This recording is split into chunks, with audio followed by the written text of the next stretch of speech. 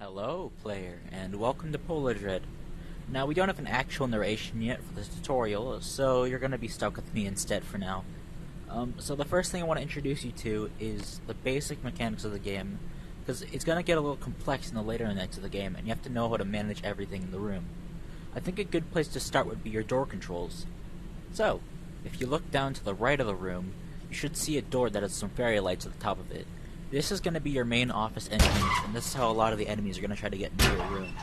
Now, if you look down at your table, you should see that there's a little button on it that's to the far right.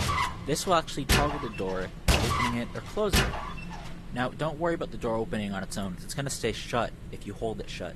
As soon as you toggle it back off again, though, the door will open, meaning that enemies can get through. Now, the reason you want to keep the door open sometimes is because you have a power limit. You can actually view this limit on your watch using the green rim that surrounds the time. Once the green rim turns red, that's power that you've effectively lost, which you cannot get back until the end of your shift. So you have to manage all your power the best you can. Now, another thing I want to address is the ventilation duct behind you. If you were to turn around, you should see a ventilation duct behind you. This is where some enemies are crawling through, and in order to shut them out, first, you have to detect them by pushing the X button in your controller. You'll turn on the flashlight on your left hand. You can use this to look into darker areas of the office if you feel like it's needed. This does not take up any power, so you can be as trigger happy with it as you want. When you have your light focused in the dark vent, you might see something in there. If you do, you look to the right to the vent where you should see a little button.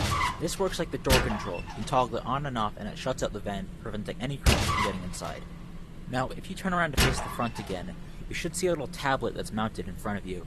And then behind that tablet, you should see a giant flat screen on the wall that has a camera system on it. You can basically use this tablet by touching a room to toggle that camera feed to the room that you've just touched.